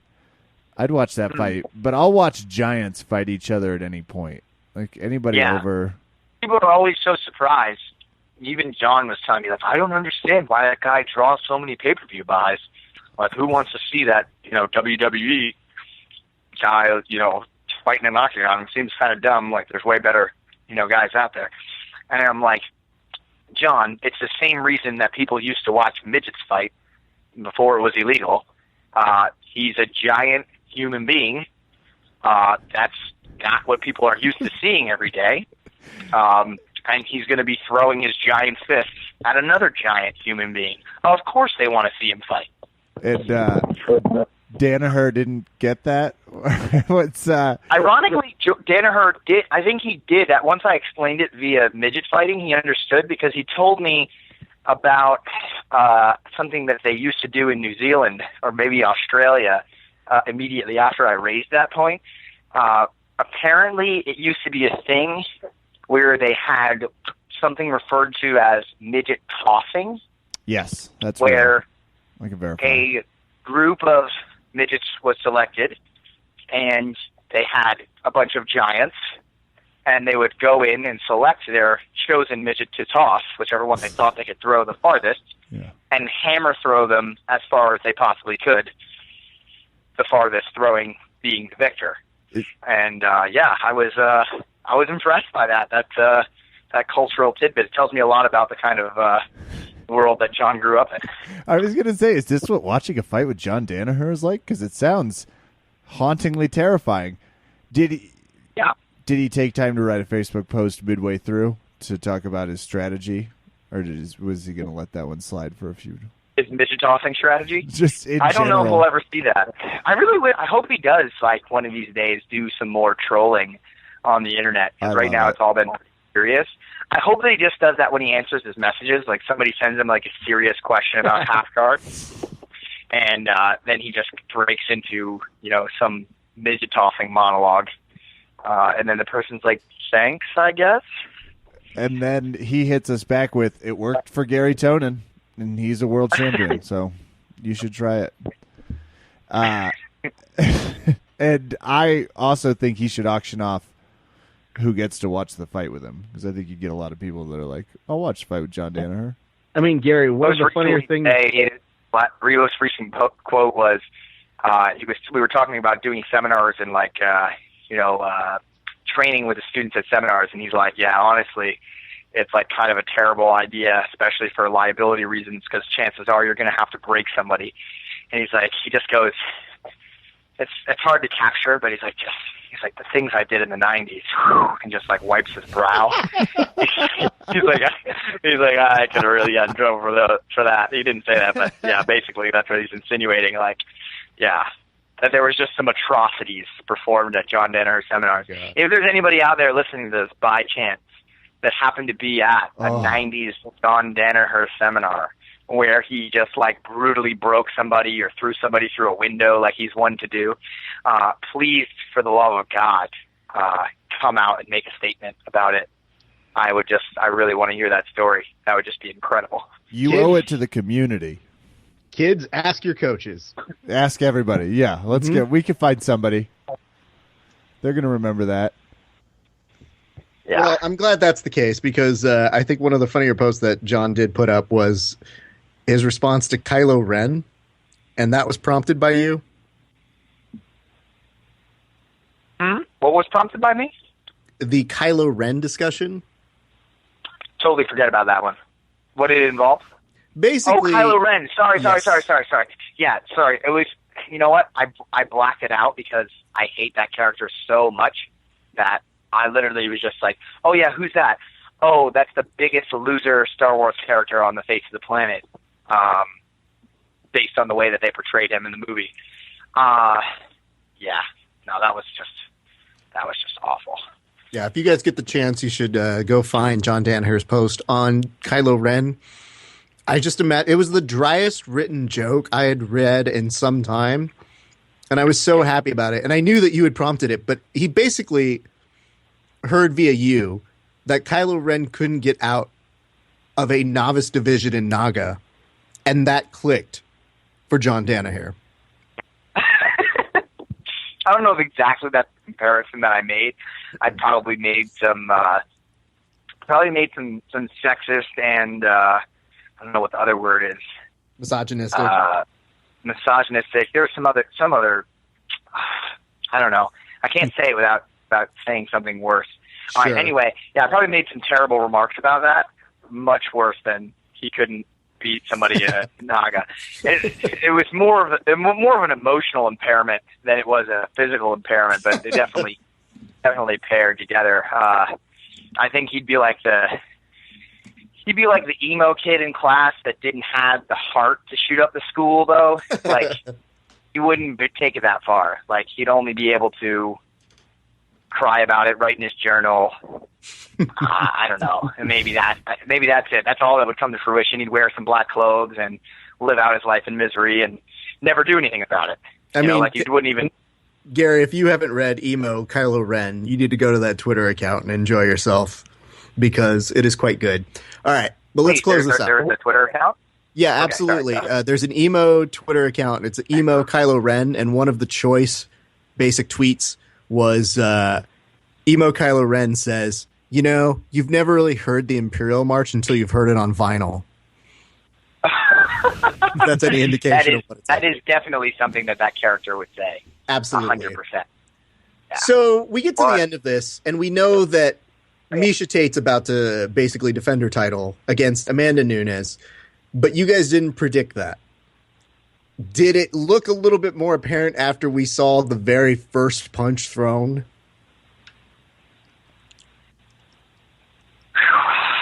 mean, wow, that was pretty horrible. I don't know how they didn't. I don't know how they didn't. Like, okay, there's a couple things that came to mind. I don't know how they didn't stop that while she was stumbling on the feet like a drunk person. I also don't know how Amanda Nunes didn't come just like say to herself like, oh yeah, like I could easily just continue punching this person in the face and they're gonna die. Instead, she would wait like a cat, like playing with a mouse. And wait till she recovered like a little bit, and then take her to the ground and finally submit her. It's not like there's no submission of the night bonus anymore. So it's like, what's the point of submitting her? She could have just like TKO'd her, like even easier than she actually submitted her. She like gave her a chance to possibly recover, which I thought was incredible. I kind of felt like if she didn't choke her, that might have, because I agree with you, when she collapsed that first time, like knees buckled completely and went down. Yeah, man. I guess I was impressed that they were like trying to give her the benefit of the doubt. It's like, hey, you go. Yeah, she's the champ. But didn't look good. And then just kept eating those fists, and by the time her face would reappear, it was very bloody. Though I would disagree, that choke looked pretty easy. Did it, Kevin? Yeah, Why is that? I mean, why is that? Definitely. She just didn't struggle. You know what I mean? Like just a real quick, there we go. Let me explain what I saw, which was this. I saw Misha get really rocked really quick and not have an answer. Like, Misha is scrappy, and I think that she's like, oh, I've been in this situation before. Oh, wait, my nose is dead. Nope, I'm going to die. So I think Misha was like, when she was collapsing, I thought she was waiting for the stoppage, and the ref was like, nope. Let's see how this goes. It's called the ultimate fighting. Let's get in there. You ladies are the main event, so someone's got to die. Someone's got to get bloody. You know what I mean? And she dies. If she dies is definitely the approach that I think they took. So when they ended up getting there, Kevin, the thing you may be alluding to is the fact that the rear naked choke did not look like it was over the chin. Or under the chin, I'm sorry. It was over the chin.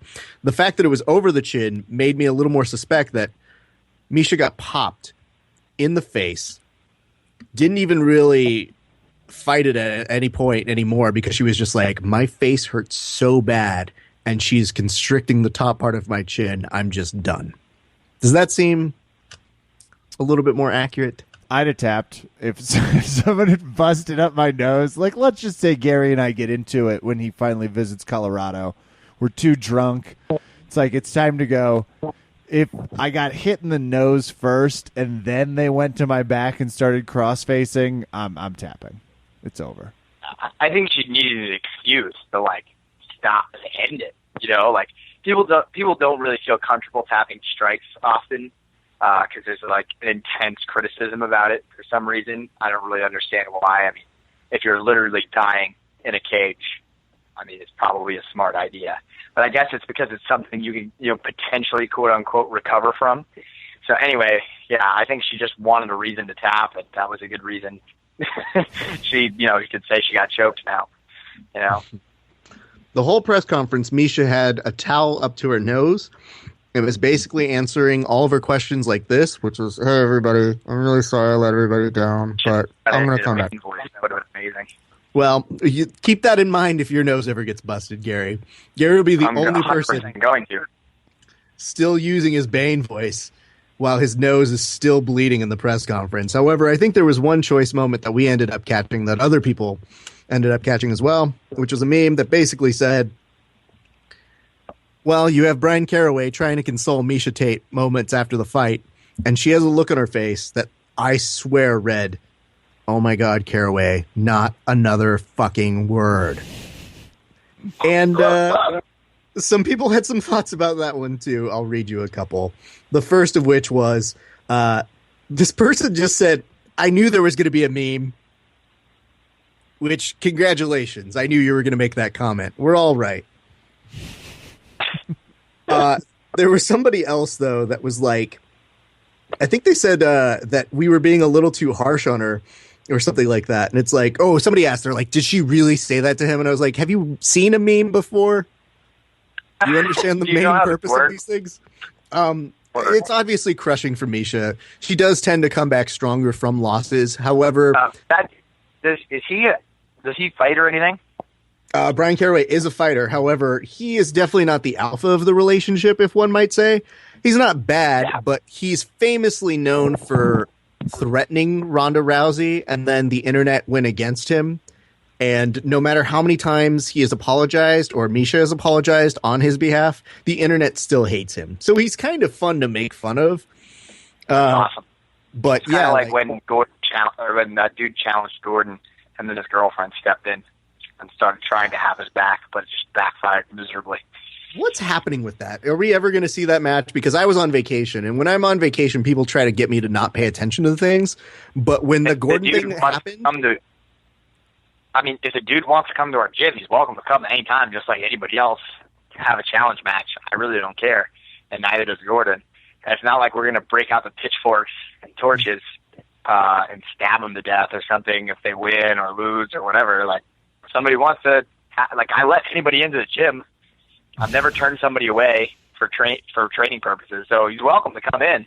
And if he wants us to Facebook Live it, we will, just like anybody else who comes into our gym.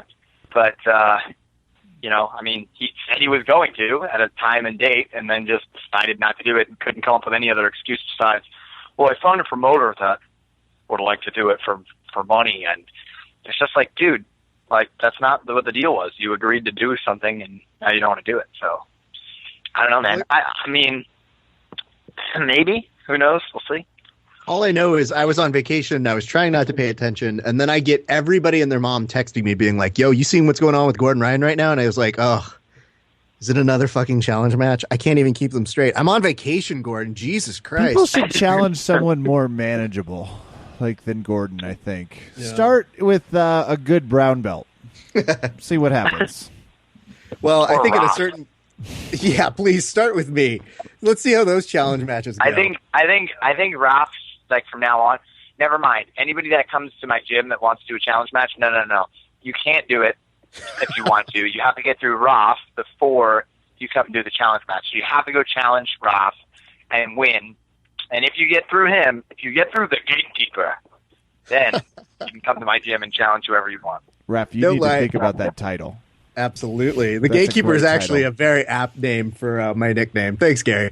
I would like to say, after putting together an invitational myself out here in California, there's a guy I've been trying to train with, and he ducks me, and he is better than me. But I've been like, dude, I just want to train with you. He's had every excuse in the world, and he's going to leave, and he looks at me, and he goes, oh, man, I got to get back to Vegas, but it's a shame you didn't have a gi on you. Otherwise, we would have rolled. And I was like, you don't think I have a gi on me? Dude, I have a gi on me at all times. What the fuck? Get out. And then it became a thing where I was like, yeah, after everybody had their fucking submission only, no time limit matches, here I am on zero sleep, no voice, full of beer, because that was a contingency that Steven Martinez made to have a challenge match himself, was he's like, yeah, if you give me beer, I'll come do your thing. And I was like, Jesus Christ. So yeah, it's not out of the realm. Like what I told him on BJJ. Exactly.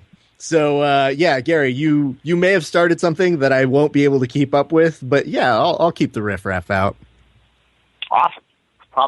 You're welcome. I'm confident no challengers will make it to my gym.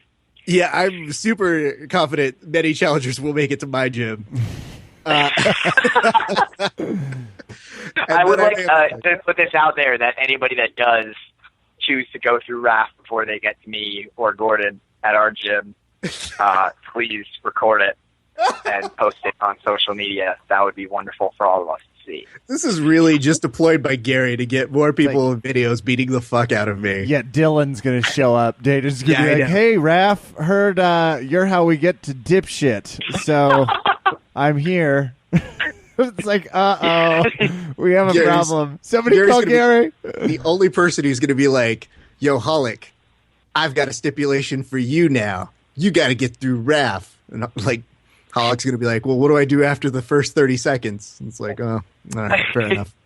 Well, let's go over a couple quick highlights because other things happened on the card. Juliana Pena had a great performance over Kat Zingano. She was dominant and throughout the whole match.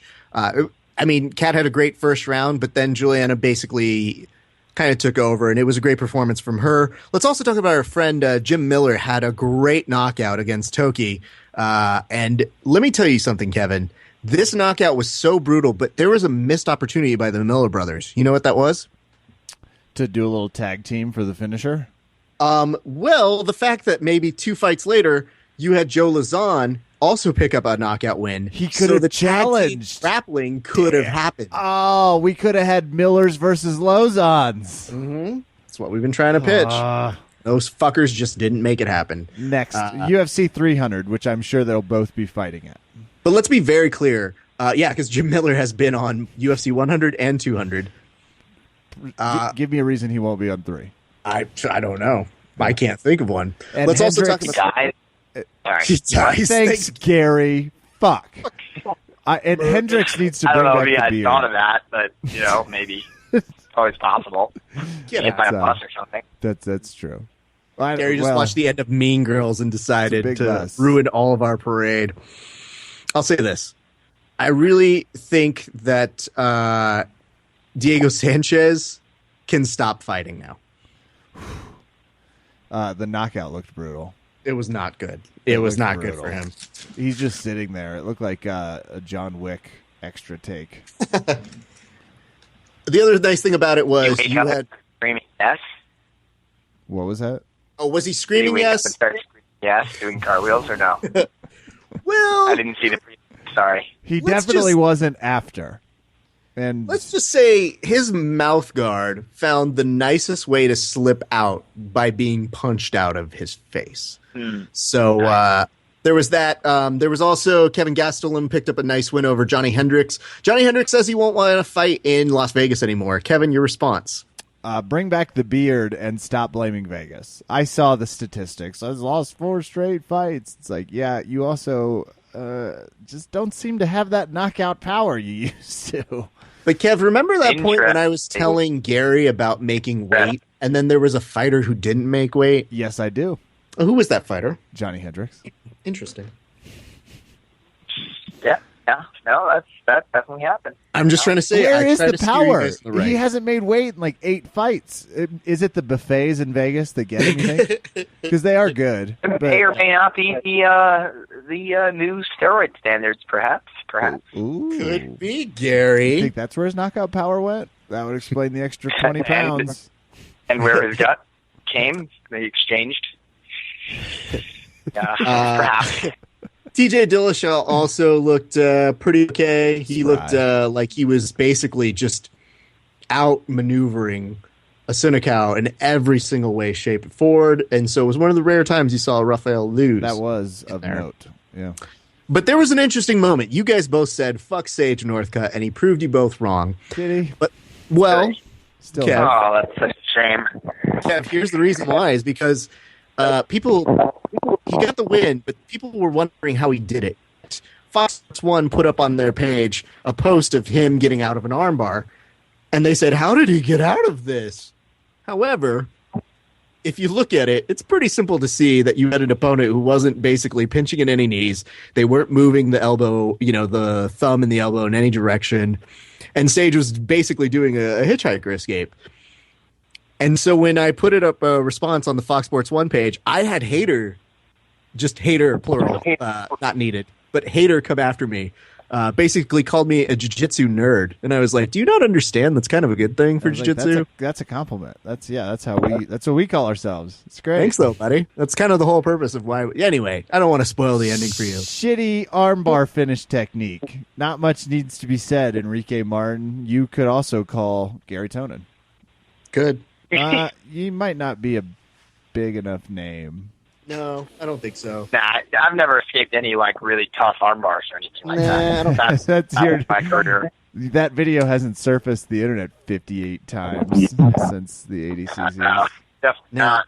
Nope. But gentlemen, the most important thing is, I guess, after we know the fact that guy who was hating on us, he had all of his comments deleted by Fox Sports. But my favorite is he called me fat, and I was like, "Hey." Internet guy. No wonder your internet profile is private. I think somebody's compensating for their own issues. You could take care of yourself. Yeah. I could. But I have the results for the two of you guys if you would like to know them. Yeah, I have 3 joints that I wrapped. I have one that says I win. I have another that says Garry loses. And I have a third one that just reminds me Gary's a D-bag. Okay. I'll light whichever one up accordingly. Garry, do you have any words? Wow. How do you feel? How do you I would like it to light one that says I'm a D-bag up first and foremost, regardless of what happens. But, yeah. Garry, how do you feel you did? How do I feel I did? I'm pretty confident I lost, but I didn't watch the prelims. I know you just kind of went over it with me, but I wasn't paying attention because you're not really funny or interesting. Yeah. So I don't really know where I stand. I assume I lost. I got broken up with for not being funny or interesting once. She was right. She was right. Yeah. Let's say this. Garry, I just want to say this right now. You need to congratulate yourself. I'm waiting for the turnaround here. There's no turnaround. I'm waiting for it. I hear it. He's got great senses. Here's the thing. Nobody had any faith that a person who doesn't watch any fights was going to come in here and beat Kevin. And yet, some could argue you just did. Some could argue I just did. There's a twist. There's a plot twist. I'm waiting for it. It's happening. I can sense it. This is why your escape game is so good. He's on point. He does not evade. Garry is not susceptible to Riddler rules, as one can see here, because too smart for him. One Kevin Phillips was, woo, who had the rare honor of getting a win, which I do not think has happened in the past 5-6 times we've done this in the recent months. I'll tell you, Ref, I saw it going one of 2 ways. I saw it myself losing a close one, or I saw him with my girlfriend, my life, some of my jiu-jitsu skill. He just took the good parts and then kept his. I could see it all. Every that's night. Still happening. That's actually reality. That actually happened. That's why you're envisioning that. Your girlfriend's at my house right now. That's happening. Yeah, it's like there's part of me that's like, hey, come teach a seminar here in Denver, Garry. Then there's another part of me that's like, why don't you stay the fuck away, Garry? Why don't you enjoy your own cities wherever they are? Well, Garry, what do you have to say to Kevin? And what was the bet again? Because you have to fulfill a bet now that you've lost to Kevin. Okay. I don't remember what Kevin bet against me, unless he was making me take the same bet that I bet him, that he had to shave a Fu Manchu into his nether regions. It was also a tough conversation with the lady, by the way. I was like, I made a bet. I do want to talk to you about it. Here's why. So here's what I propose. First of all, I think you should anyway, because after doing some measuring up, I think it's not a bad look. I was owed a video singing either a personal song written or any 90s R&B hit. Okay. Dedicated, a personal song written? Dedicated to me and my jiu-jitsu prowess. Oh, dedicated to you. Okay. I don't want you posting it and sending it to some 4 side chicks or your other 8 podcasts that you're frequenting. I don't need that. I want my name set at the front so I know it's individual. You could get any D-bag tattooed on your ass, but unless it says Ralek, people are not going to know it was him. It's true. Same logic. That's true. Okay, so I have to sing an R&B song about Kevin's jiu-jitsu. From the 90s, dedicated to my jiu-jitsu. From the 90s. So now I have to go study 90s R&B and write a song that's my interpretation of what 90s R&B sounds like. You don't have to write one. You could just sing that song. Just whatever you feel. No, you were the one that proffered that you were a songwriter. I was saying I just wanted a 90s R&B cover. Oh, so I'm covering a song and then just putting your name in it? Yeah. Oh, okay. All right. That's much easier. Yeah. Oh, man.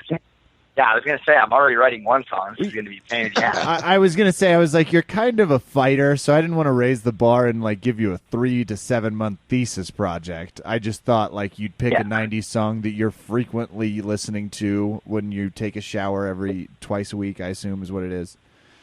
You listen to that, whatever that song is. I want that dedicated to me on video. On video to you. All right. I can see this happening. It's going to be done fucking well. I'll tell you that. Yeah. Or once again, the Fu Manchu is on the table. It's a dealer's choice here, Gary. You go for it. What's Either that? way. I said, but the Fu Manchu for the pubes is also on the table. The whole reason I brought up whether or not you were making that part of the bet is I was going to have to inform you that I already do that. I have been doing that since I was 16. So it's not really much of a bet. It's just, my style. So. That makes sense. What a twist, Gary. What a twist indeed. I do appreciate the fact that Gary did talk up his songwriting abilities and is like, 2 songs is hard. What do you think I am, Elton John? Ugh, get off me. Yeah, he is competing against, pretty notorious lyricist. It's true. So he's got his work. I mean, I can do it. We'll see what comes to me. That artist. See if it comes to me. I'd never tell you how to do the heel hook. Your one move. I'd never tell you how to do that. We'll see how it goes. Let's do this. Yeah. Gary, let's plug your stuff. You obviously have some sort of weird match that you're doing this Saturday, in theory, if the event still happens. So that's an organization that's called Metamoris. They released a card like a couple days ago. I know. So that was impressive. That's promising, right? Yeah. I believe so, but I've also, I've seen weirder things happen, I guess. That's actually happening on Sunday. I'm sorry. You have that on Sunday. And then I believe our good friend Eddie Cummings is participating in the next EBI on Saturday. So we are excited for that. You will also be competing on the 23rd, I think, at Fight to Win in San Francisco. Yep. Dustin Akbari. Should be a really good match. I think I'm got to get two vengeance matches back to back, week after week. It's pretty exciting. Yeah, I know. There's a big discrepancy, I think, in how much you're training for one or the other. I don't even know anymore. I don't know. Gary, here's the interesting thing. We love the fact that you're willing to do these things. We love the fact that you're willing to do them without getting paid. So, it's truly about the art for you. But I would say I wish you well, but you win, Holic loses, you lose, you get a tattoo on your ass. I don't know that I have any pull on how I want this to go anymore. I can see your confusion about this. It's probably, is this more confusing to you than your gender identity or less? Well, I don't know. I think it's about as confusing as it was for you to construct that joke, because you really struggled to get the words out. It took about 2 minutes longer than I thought I was going to take you to get there. But, I'm glad you arrived there. It shows promise for you, Gary. I guess what does he do to submit you is the part that's fucking annoying about your game. I'm just thinking out loud. I'm hoping it's via wrist lock screen tap. That's what I'm hoping. Because I want another one of the losses on my record. It just would show some consistency and help people realize what they should be training to beat me. I really hope, though, Gary, at the rules meeting, he has a separate set of rules meetings for his match with you. Oh, did I ever tell you guys about the one rules meeting with Josh Barnett? No. I think I've heard the story, but please talk about it. It was amazing. I recorded some of it. It's lost footage, though, because my old phone crashed. I don't know if I still have it. I saved some of my old records. We'll see. If I find it, I will give some of it to you. I was cautioned by who's his, maybe it's a cousin of his or sister or something. I don't know, whatever. She told me not to continue filming, so I had to shut it off at a certain point. But it was incredible. So first of all, the rules were essentially entirely negotiable. At ABCC, when you walk in, they go, we are not here to explain why we made the rules. We're here to explain what they are. Go kill yourself. Don't ask any questions, and shut the hell up. That's what they say at ABCC. And that's the tone they set. Halleck was kind of like, yeah, so I've been thinking about these a lot, and, let's just want to get some input from you guys, and maybe we'll come up with some good rules, for the fight that's happening tomorrow. Yeah, okay, let's just make the rules for the thing that's happening tomorrow, the thing that already has rules. I've been in so many shows where they do this, where they make it semi-negotiable what the rules are going to be right before the event happens. What's happening right now? Have a set of rules and stick to them. Are you kidding me? How are people supposed to prepare? Anyway. And Garry, as always, no heel hooks. Thanks. Just hits you with exactly. it quick. So anyway, we're sitting there. It's me, Josh Barnett, and a couple other people, whoever was on the card. I don't remember. Lister and whoever. Anyway, Barnett was probably the most exciting person at the rules meeting. First of all, we discussed slams. We went an entire loop where, first off, we decided that slams were legal. But then somebody raised the question, well, what happens when somebody gets knocked unconscious with a slam? Which is obviously the intent with a slam, aside from, breaking apart a submission. There's a potential for the person to get knocked unconscious, i.e. rampage. Anyway, we're like, oh, yeah, so what happens when that happens? And he's like, well, that's kind of like a strike, so... you can't win. I guess it's just a draw.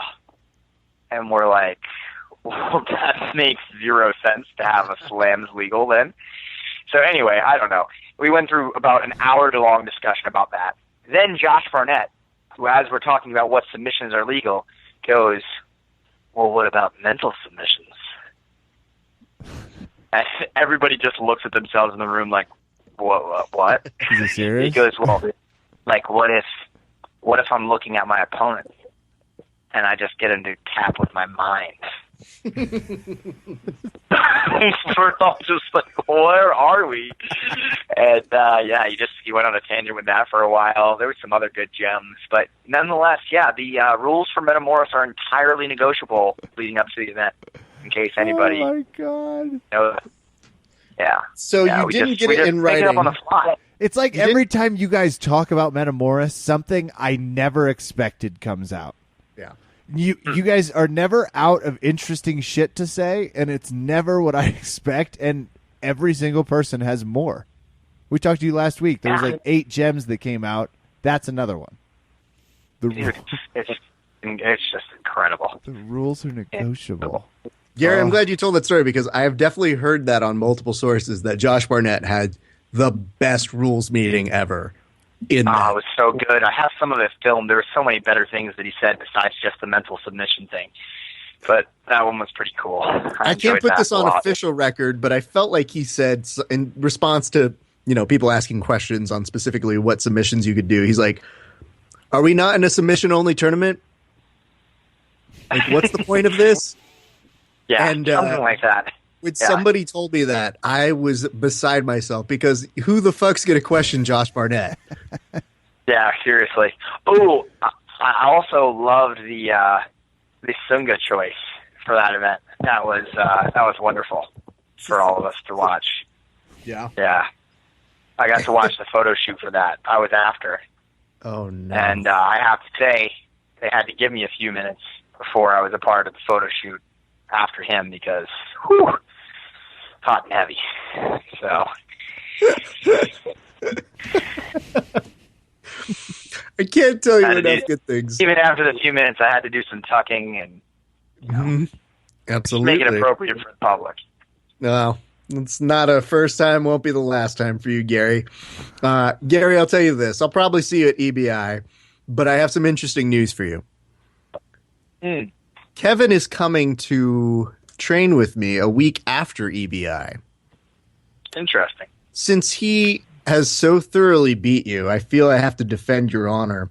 But I think I can only do so, since I'm so less experienced than Kevin, via some sort of Kevin debilitating secret weapon that he wouldn't know about. So just stew on that.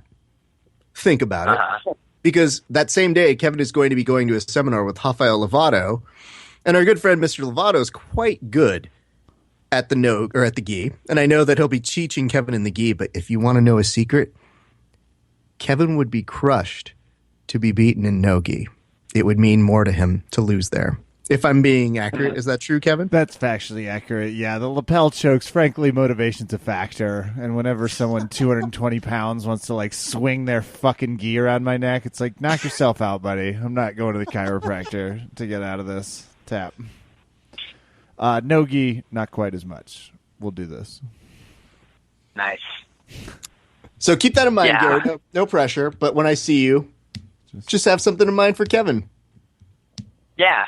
So free private for Ross, sure. Mm-hmm. No. Nice I didn't. Hey, listen. That you pulled there. I didn't say. Are you really? Are you Halleck? Are you actually Halleck? Are you impersonating Ross? Yeah, Halleck really wants a private with you. I don't need a private, Garry. I just need something for somebody whose knee is not so good. Say. So. I'm just saying. Picking up what you're putting down. I'm just saying, now that you know that information, it might be helpful to you in the future if you see Kevin. But, you know. And, you know, you can pick either knee, really. I think what is the rule, Kevin? It's like a double negative. Like, you break your knee twice, it's fine. That's what the surgeon said. Yeah, are you guys going to start in a standing position? That's a tough question. I guess it depends on where we are. Yeah. It could start at any time. You should definitely start the standing position. I have a lot of ideas for you. Okay, excellent. Good job, Garry. Well, listen, Garry, this has been tons of fun. But like I said, I'll see you at EBI. It's a thrill to always have you on. I'm glad you were able to give us a nice chat about UFC. I'm sad that you lost to Kevin. But do you have any words that you would like to say to Kevin in the spirit of good sportsmanship? Kevin... I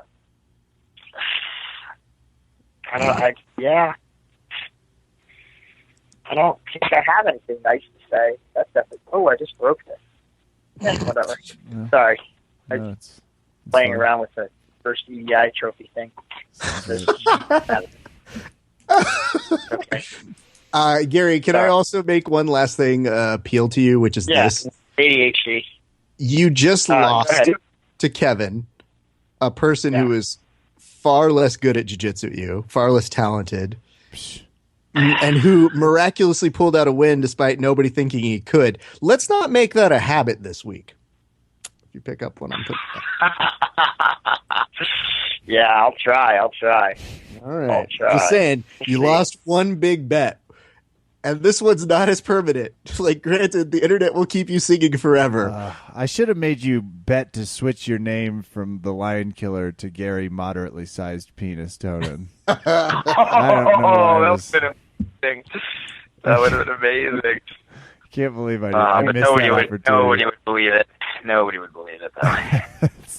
It'd be a good joke, though. I mean, all this branding material we'd have to change. Are you kidding? There are posters for the fight to win. Well, I appreciate you swinging by, Garry. It's always a pleasure. Oh, yeah. No problem. Ladies and gentlemen, Garry, Moderately Sized Penis, Tonon.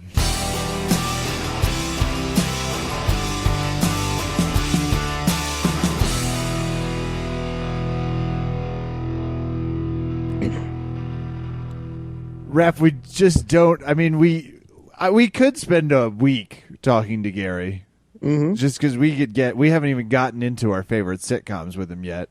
Tons of fun. Big UFC 200 victory. Got a little lucky on that. I swept on some undercard. That's where I did my money. Thanks, Jim Miller. You got to start off with the right pick, Raf. That's the new secret. Is it? I don't know. Are you sure? Because I don't think you know that for sure. Yeah. I know this. I know that you had one of your best performances that you've had in a long time. If I'm remembering correctly, I think you actually had 7 out of 12, which for you might as well be 12 out of 12. Might as well. This is the best I've done on a state test in a while, if not arguably the best ever. That's going to do it for us tonight here at Verbal Tzizzi's. Don't say it like that. Let's do some shout-outs. Let's do it. I'll start it off.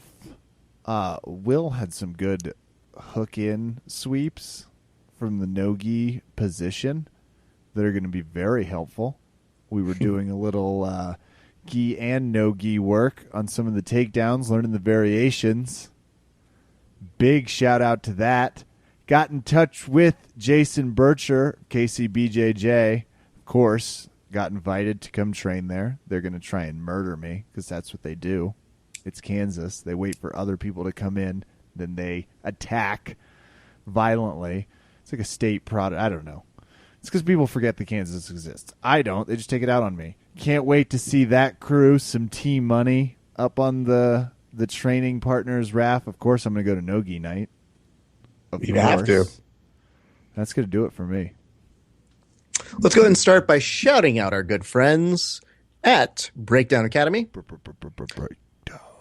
So you guys, we've got a nice seminar going down this Wednesday at, I believe, 7 o'clock or 7:30, somewhere in there. Look up our fucking Instagram. You'll see it. It's a seminar with our good friend Alex Eklund. It is on Wednesday, July 13th. Alex is going to be competing at EBI 7 days later, but you can see some of his great tricks, including, I believe, he'll probably be teaching a little bit of his G-roll series, which, if you haven't seen, is quite awesome and spectacular. So I am looking forward to that. It is a $40 suggested donation because he has a school that is just like that, where you donate what you can. And we're very stoked to be hosting him. I hope you guys are excited to come down and train. And you know what better reason to come down and train do you need other than coming to beat me up? Like, that's one incentive. And then think about the fact that you're going to get awesome training from somebody who's really good.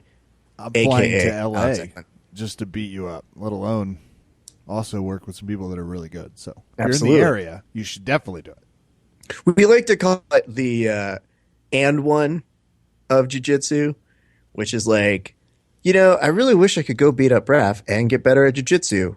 And one. Wait.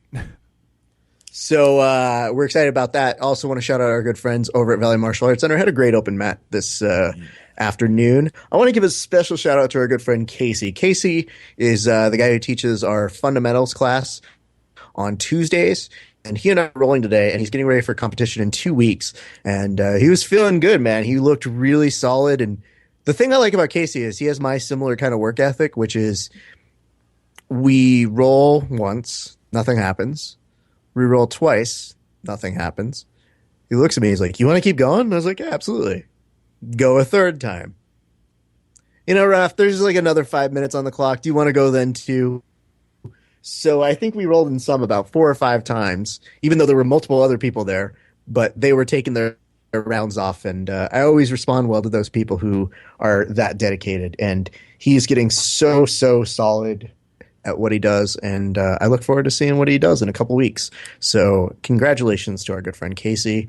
And again, to all of you guys, we look forward to seeing you. I think I'll be at EBI, so if you see me, come say hello. I get some people who say this, who say, "Hey, Raph, I saw you, but you looked busy." I'm probably not. That's Even if I'm interviewing that's how his somebody, face looks. He always looks furrowed with busyness.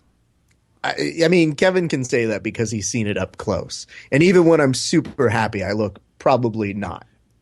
So, and genuinely working is how he relaxes. So just, you'd interrupt someone if they were just staring at a wall, So for the most part, as long as I'm not in an interview, come say hello. It'll be great. I'm sure you'll be able to say what's up. And not in an interview, Cody Bollinger.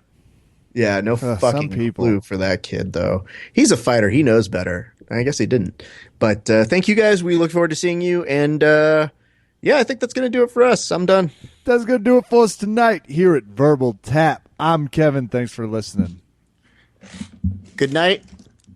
Moon. Getting in the room. Taking on a boom. Like kaboom. goes the room. Say goodnight, moon. Sonic boom.